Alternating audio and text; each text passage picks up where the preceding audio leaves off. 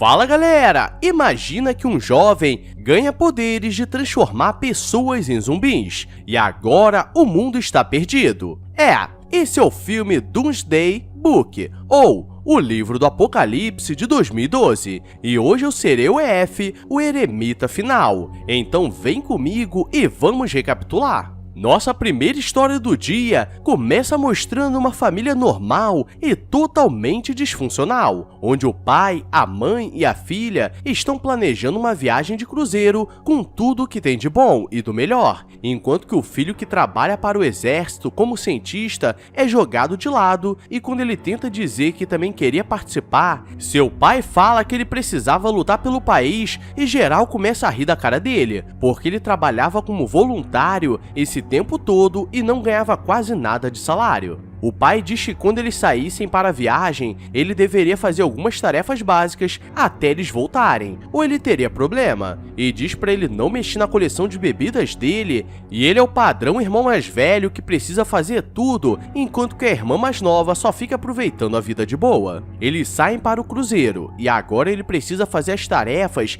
que é recolher todo o lixo reciclável da casa, nos dias de coleta. O problema é que antes deles saírem, eles deixaram a bagunça de uma semana, então a situação estava feia. E quando ele acha que acabou, encontra um pote de comida podre há uma semana e estava fedendo tanto que a casa estava empestada com cheiro. E seu amigo liga dizendo que conseguiu um encontro diferenciado para ele com a jovem que ele sempre esteve de olho. Antes de terminar as tarefas, ele encontra uma maçã que estava bonita, mas do outro lado estava com um mofo esquisito. E ele vai até uma lixeira no meio da rua e joga tudo dentro sem considerar se era reciclável ou não.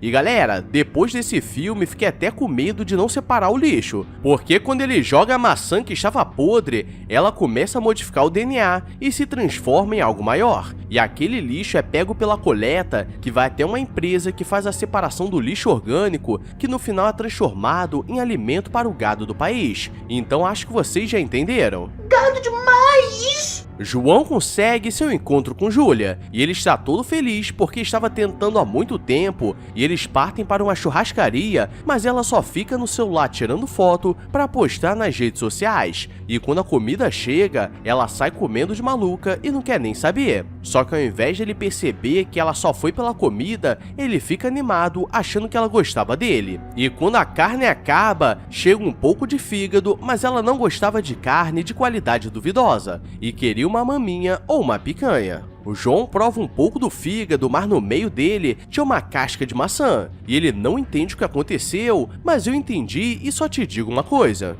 Já avisei que vai dar merda isso. E depois do restaurante, os dois começam a se pegar em praça pública sem pudor nenhum, mas ele acaba dando uma garoteada e tenta colocar a mão no bilhar 8 dela e corta o clima. Ela diz que estavam indo rápido demais e ele pergunta se ela não gostaria de ir na casa dele para eles irem um pouco mais devagar. Caralho, o maluco é brabo.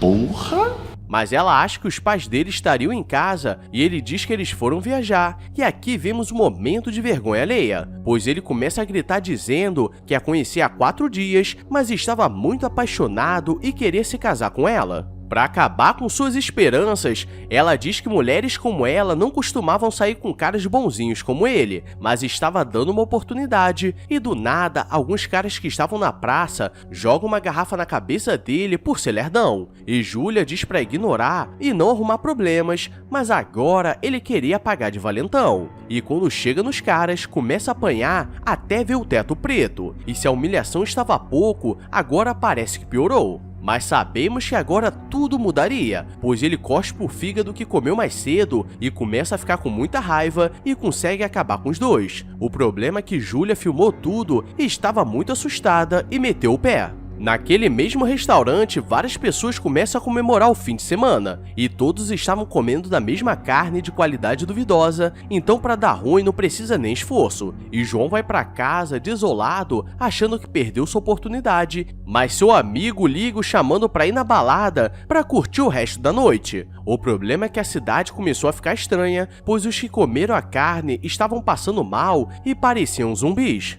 João está na festa curtindo com seu amigo, e ele diz para não ligar que depois ele arruma alguém melhor. Ou será que não? E quando eles partem para a pista, todos começam a brigar porque um cara perdeu o controle e estava tentando dar uma brincada no meio do pessoal, e aqui começa uma lutaria generalizada. E todos que foram naquele restaurante naquela noite começaram a passar mal e estão cambaleando pela cidade. Os repórteres começam a dizer que um novo vírus foi detectado, onde as pessoas perdiam seus limites, e aquilo aflorava o que era mais intenso na pessoa. Então, se a pessoa era nervosa, a raiva seria maior ainda, e se a pessoa gostava de pimbância, a pimbância seria maior ainda. E para ajudar com as informações, ele chama alguns comentaristas e um cientista, mas o cientista começa a dizer que aquilo estava acontecendo porque era ano de eleição, e todos começam a brigar ao vivo, porque nesses momentos todos querem criar uma conspiração. E o negócio estava tão doido que do nada eles começam a tocar vários instrumentos ao vivo para acalmar o público. Que porra é essa, Marreco? Os dias se passam e agora o país estava um caos, e João se transformou em um zumbi, e para piorar, seus pais chegam de viagem e não percebem nada de errado na cidade, e sua irmã está apertada para ir no banheiro e começa a xingar, achando que ele não estava em casa. E galera, para ter uma família assim, é melhor ser órfão. Eles encontram a chave de casa e veem que estava tudo bagunçado, e começam a reclamar que ele não sabia fazer nada de certo, e o pai estava mais preocupado porque ele quebrou as garrafas de bebida dele, e João vai pra cima deles e dá uma falecida nos dois. E por pouco a irmã consegue se trancar no banheiro, mas ao invés de segurar a porta calada, começa a gritar desesperada. E quando tudo fica mais calmo, ela aproveita para soltar o melado. Todo o país está um caos, e todos se transformaram em zumbis sedentos, e o governo não sabe o que fazer. E por acaso, o zumbi João se encontra com a zumbi Júlia no meio da multidão, e os dois começam a conversar algumas safadezas. Eu vou comer teu cu. Meu cu não, você não vai comer Vou meu comer cu. sim, sua vagabunda. E depois disso, eles vão para um lugar mais calmo, e ela oferece uma maçã antes do prato principal. E galera, essa foi nossa primeira história do dia, e essas histórias coreanas sempre terminam de forma estranha. Então deixa o like, se inscreve se for novo, porque agora eu sou o EF, o eloquente falador. Então vamos continuar? Nossa segunda história começa mostrando um técnico que foi chamado em um centro religioso, e o monge que o chamou diz que ele precisava de uma avaliação especial de um robô que eles contrataram, pois nesse mundo a tecnologia evoluiu tanto que as pessoas usavam robôs para fazer os serviços básicos da vida. E o monge diz que o robô estava agindo de forma estranha e precisava fazer alguns testes para saber se estava quebrado.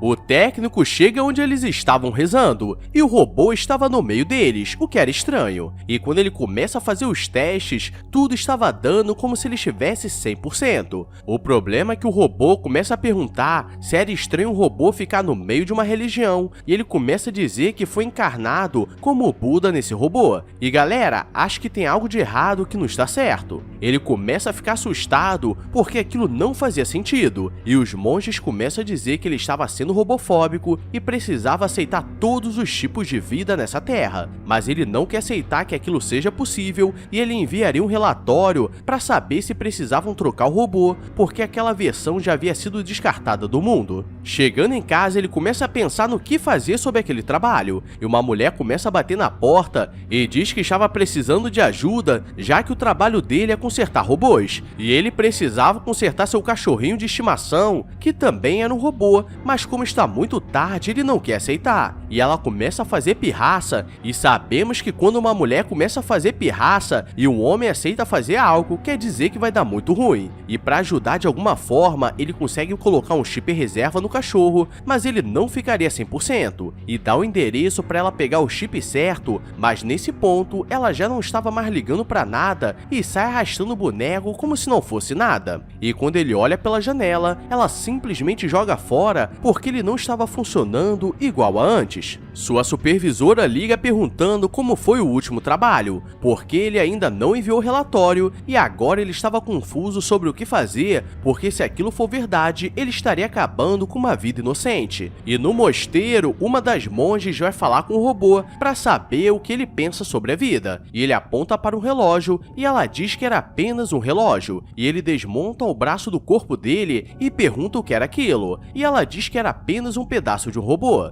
E nisso isso, ela começa a entender que nada naquilo importava, apenas o que estava dentro dele, que era sua alma. E esse robô simplesmente conseguiu transcender a vida humana e conseguia compreender os mínimos sentimentos, então ele realmente era algo a mais. Pedro faz o relatório e nisso o dono da empresa vai até o local com sua equipe para avaliar pessoalmente, mas ao invés deles mostrarem o real robô, eles pegam um robô de limpeza velho que estava fazendo seu trabalho normalmente, e o presidente começa a dizer que aqueles robôs não devem fazer mais do que foram programados para fazer, porque são apenas máquinas que foram criadas para servir o ser humano. Mas os monges querem defender que eles são mais que isso. Ele levanta da cadeira e começa a andar entre eles, e percebe que havia um robô da linha RU e eles foram descartados há alguns anos por criarem consciência própria. E isso poderia ser o fim da humanidade, e ele o chama para vir até a frente e pergunta por que ele estava no meio deles, e o robô tenta dizer que fazia parte daquele lugar e mudaria o mundo. Então, para provar que aquilo era perigoso, ele coloca o vídeo de um outro monge falando que no outro lado do mundo aconteceu a mesma coisa e todos foram influenciados.